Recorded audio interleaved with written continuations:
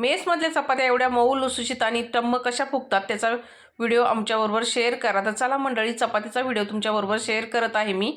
तर इथं कोमट पाणी करून घेतले ताटामध्ये मी आणि त्याच्यामध्ये मीठ आणि तेल टाकलं. पाणी चांगलं मिक्स करून त्याच्यामध्ये गव्हाचं पीठ चाळून घेतलेलं आहे. जेवढं हवं तेवढं मी घेतलेलं आहे मला.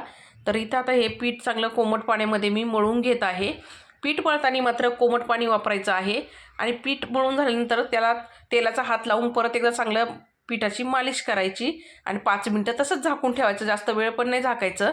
नंतर एक उंडा घेतला, थोडंसं सुकं पीठ टाकून ते लाटून घ्यायचं आणि तेल लावून त्याच्यावरती परत सुकं पीठ टाकायचं आणि उंडा चांगला बांधून घ्यायचा. तवा गरम झालेला आहे, तव्यावरती चपाती टाकून घेतली. दोन्ही साईडनी तेल लावून अलटीपलटी करून चांगली भाजून घ्यायची. तर तयार झाली मंडळी इथं आपली मऊ लुसलुशीत आणि टम्म फुगलेली चपाती. तुम्ही कशी चपाती बनवता ते कमेंटमध्ये लिहायला विसरू नका. चला भेटूया दुसऱ्या व्हिडिओमध्ये.